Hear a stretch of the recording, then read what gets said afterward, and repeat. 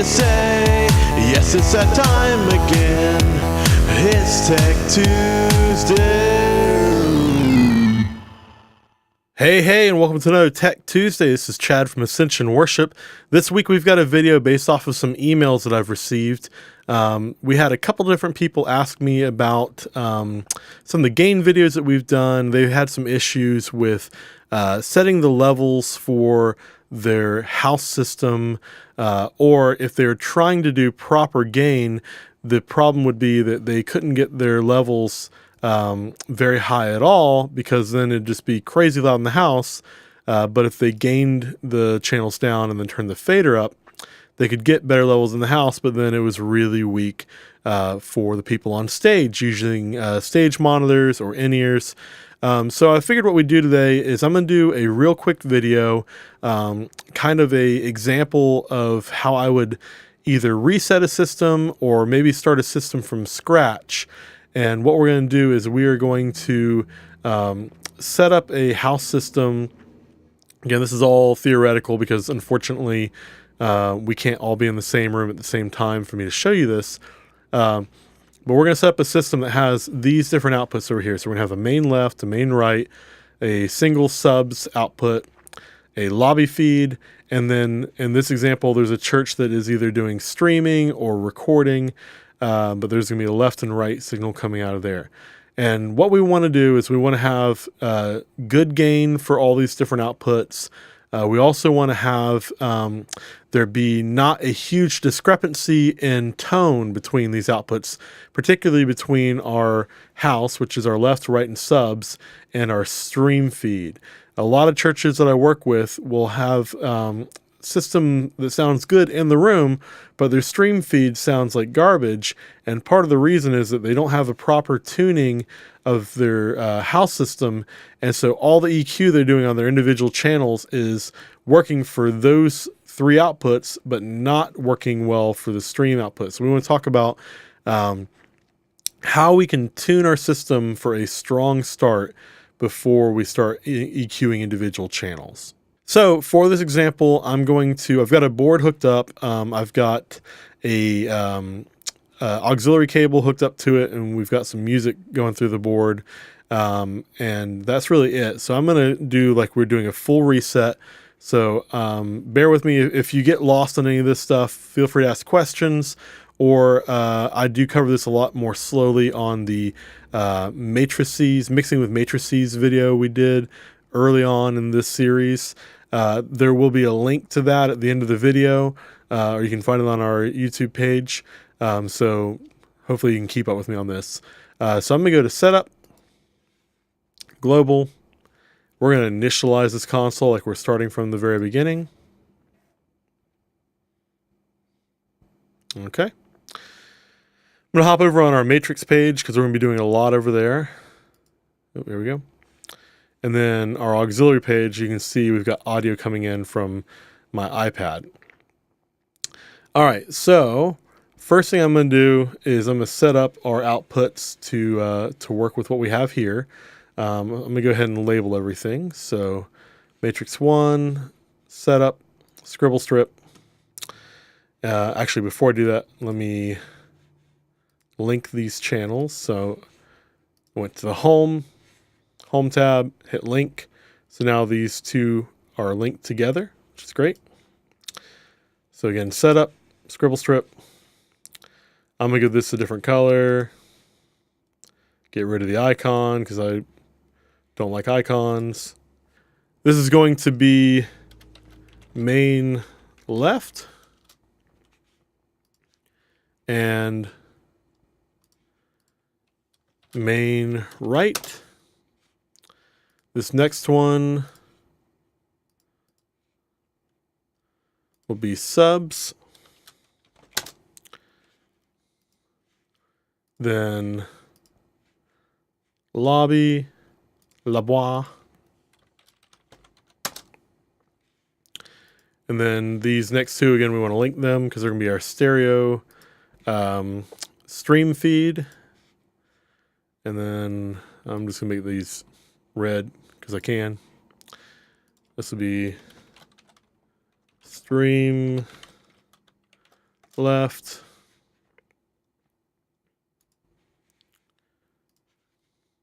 stream right. By the way, while I'm doing this, you may notice I'm doing this on the old editing app.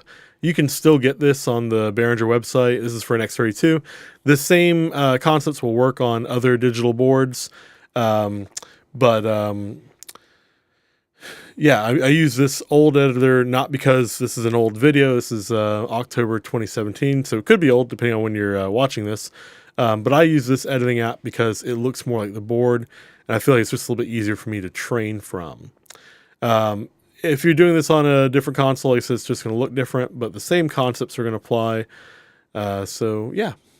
So we got all that going. Let's route that to our outputs, which I've got labeled over here. So we go routing. All right, 15 and 16 will be matrix 1 and 2. 15, 16. 14 is subs, which is matrix 3. So matrix 3. 13 is lobby, which is matrix 4. And then 11 and 12 are stream left and right, which are matrix 5 and matrix 6. Cool. So now we've got all these routed. Now we need to route our main left right to our matrices. So I'm going to click on left right, home, and then from the sends tab, you can turn these up. Now, if you're on the actual board, you'll be able to see numbers as to how much you're doing it on here. We want these to all go to 0.0. Unfortunately, on this version of the editor app, you cannot see that. But over here on the home tab, you can see these little white tabs here signify where 0 is. So I'm just going to do that real quick. And for the purpose of today's video, all these are just going to be set to 0.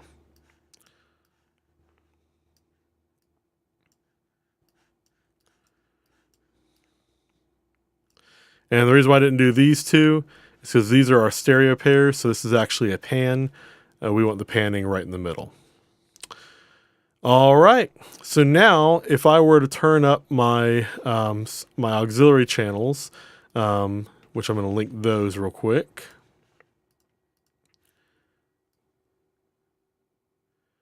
Okay.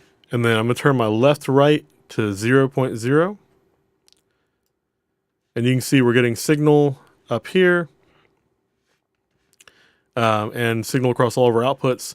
We're not going to hear anything yet because all of our faders are down, but now we're good to go on that. One more thing before we start setting our levels. I want to set crossover points for my mains and my subs. Again, I'm just kind of making this up as we go because I don't have real speakers in the room.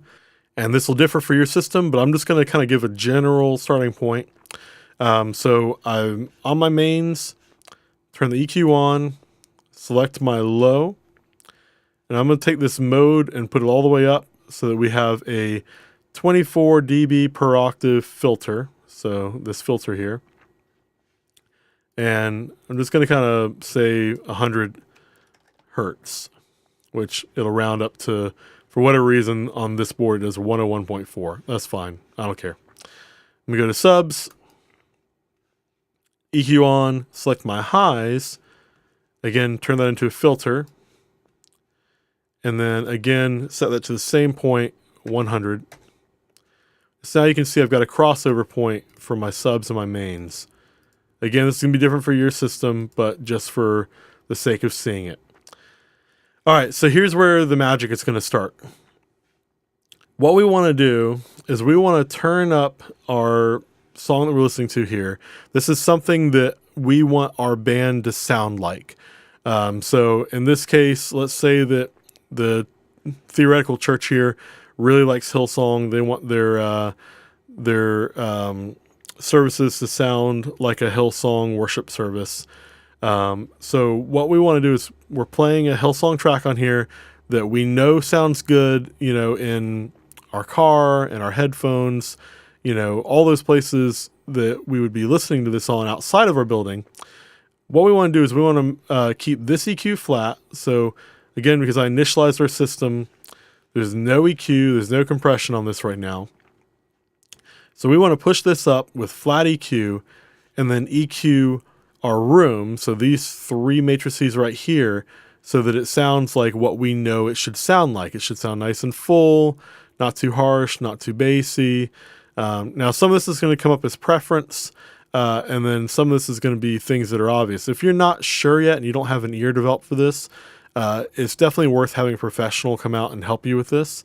But again, with this being a digital console, we can save our scenes, try this, and if it doesn't work well, we can always go back.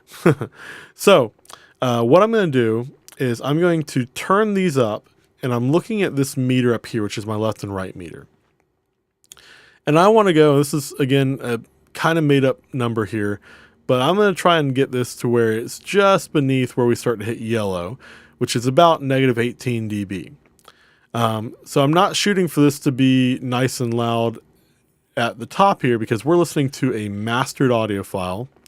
So it's going to sound loud even at a lower volume compared to, say, a kick drum that we are actually miking up in the room. So we want to make sure that we have enough headroom that we can have unmastered material, which is what we're going to be working with, come out and still sound strong. So I'm going to turn this up, watch this meter here, and try and get it towards the top of the green, and then either just tapping or just below the yellow, which is about negative 18 dB.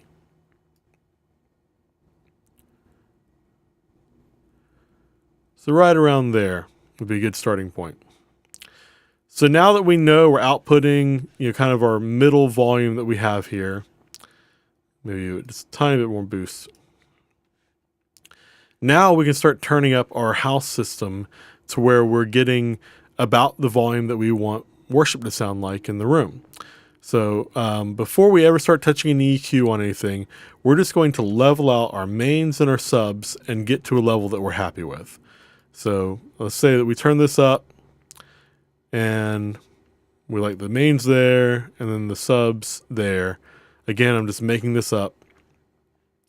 Now, this is a point where if your sound system is turned up way too loud, you'll likely have these a lot lower. If it's way too quiet, then they'll be a lot higher. If you have access to your amps, you want to try and keep this as close to zero and definitely underneath 0 point. Let me zoom in here so you can see what I'm talking about. So this 0 marker here. You want to be able to have your levels at or below that and still have plenty of room for the system to be nice and loud. The email I received recently was a guy who goes to a college, and I guess he's mixing for college chapel. So this is more of a scenario where if maybe you don't have access to your amps because that's going to mess up other church functions, then this is more of a scene specific trick you can do here. So if you have to have your matrices really low, it's not ideal, but it's better than doing improper gain for your individual channels. So again, you want to have this set to where it's at or below 0, and giving you a good hot signal with your meters hitting around negative 18 dB or lower. And now you've got a good strong signal to work from. From here, you can listen through and make any kind of EQ adjustments. So let's say, for example, that there is too much of 400 hertz in the room. What you would want to do is use your EQ for your mains, find where it sounds muddy, and again, we said that was about 400 hertz, and pull out however much you need there. By doing that, you're only affecting the sound of the room, not your stream feed and not your lobby feed. Whereas if you went the other way around and listening to your auxiliary channels, you again found where it was muddy and pulled it out there. Because you're EQing this individual channel, this EQ would make it sound great in the room, but it would sound like it was missing 400 hertz in all your other feeds you have going on. So before you ever start touching your channel EQ, you want to start working with your output EQ and get those sounding the best that you can. And again, this number is made up. Don't just go pulling 400 hertz out of your mains because you saw me do it in a video, because I'm just making this up right now.